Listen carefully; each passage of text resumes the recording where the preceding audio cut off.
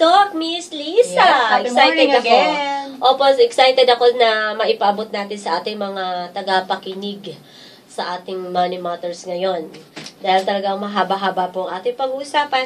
Dahil po talagang napapanahon din ito, Miss Lisa. Kaya po, maraming makikinabang po talaga. Kaya yung mga hindi po nakinig, nako, pag-shopping niyo, hindi niyo alam. Tsaka paalala dun sa mga nanonood ng Shopper Stock, pwede kayong mag-jot down notes. Importante Tama. yun para yung mga natatalakay namin dito ng mga karapatan nyo o ibang mga tips na pakikinabangan nyo, pwede nyo balikan pag may mga notes kayo. O diba? sila Nanay Nita yung suki ni Miss Bell na nakikinig sa atin. May mga ballpen na yan. Masipag mong talayan sa Nanay Nita. Happy morning pala, Nanay Nita. O, di naman po kaya pala, yung ating Facebook, meron na po kaming Facebook page ni Miss Lisa. Like nyo lang po. Shopper Stock. Ayan. Talaga lumalabas ka agad yan. Tayo na may Shopper Stock program eh. O, diba? Okay, narito na po ang ating Money Mothers.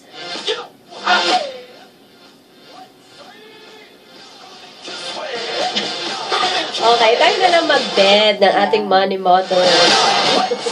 Narito na po, no? Miss Lisa, talaga namang hindi na ito mapigilan. Ano nangyari sa ating bed? Ayan. Bed, di matutulog na lang.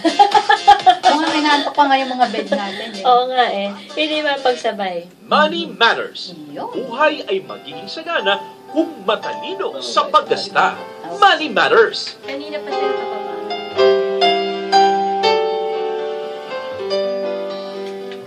Okay, nagbabalik po ang Shopper Stock para sa segment natin na Money Matters. Ano palang kailangan? Si Jimmy. May amo? May amo talaga. Nangangamuhan. Hindi kasi naibaba pala ito. Okay, so, dapat dyan kayo. Tayo pa lang nagpatulog. Binabahan natin. Hindi. Dati na yan.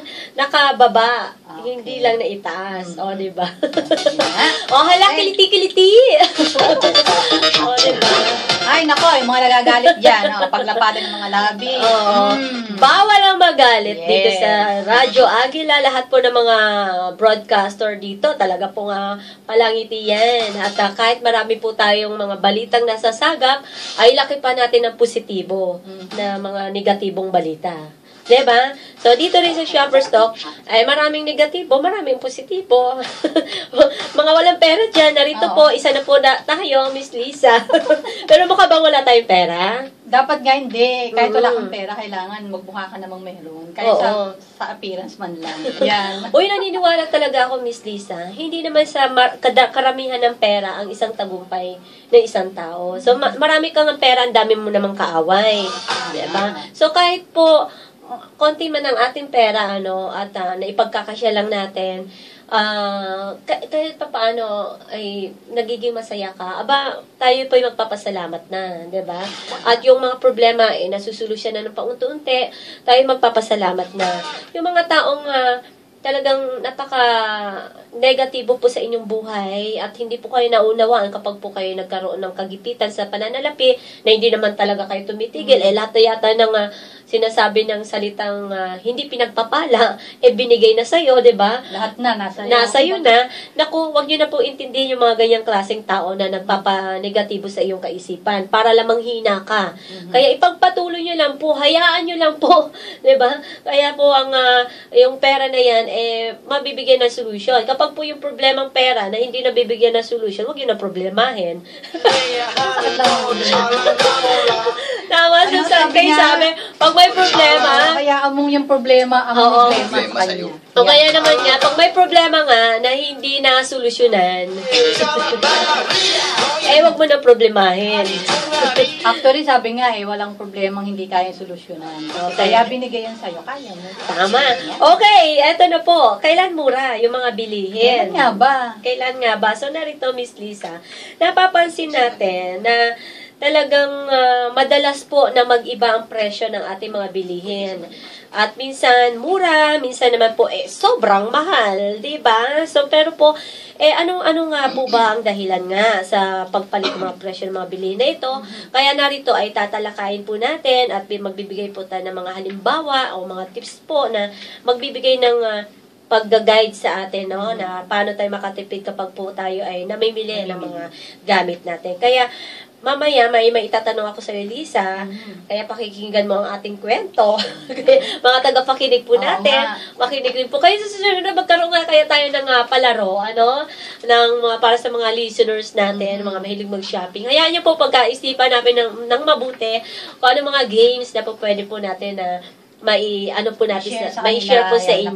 Pwede sa lang. Pero syempre, tama yon. Kailangan may premyo din para masaya, di ba? So, yan po.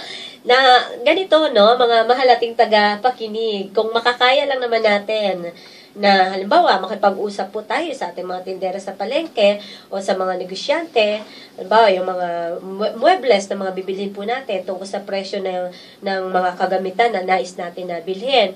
At maipaliwanag po yung mga kaugnay ng mga supply, mga produkto na pangangailangan sa nasabing mga produkto. So, wag po tayong mag-atubili na makipag-usap kung halimbawa may gusto kang bilhin ng anumang mga bagay. Isa rin po kasi yan sa mga tips na yan. Dahil po, minsan kasi ang iba na mahihain talaga, Miss Lisa, Hindi masabi-sabi. Ngayon, hindi mo tuloy malalaman kung ang binibili mo ay mura. Kasi minsan kasi meron nga siyang gustong, halimbawa may gustong bilhin. May gusto siyang malaman tungkol doon sa gusto niyang bilhin, kaso nga, hindi, nahiya nga siya. Hindi niya maitanong. Correct. So, bibili na lang niya kahit. Tama. So, napakahalaga talaga na medyo lakasan natin ang ating mga loob, O kaya naman po, tanong. Yes, o kaya naman po, medyo hirap ka talaga, kumuha ka ng kasama mo na walang hiya. Ay, hindi. Malakas ang loob. Ayan. Malakas ang loob. Ang katulad natin, marunong magsalita. Samahan namin kayo, pero may bayan.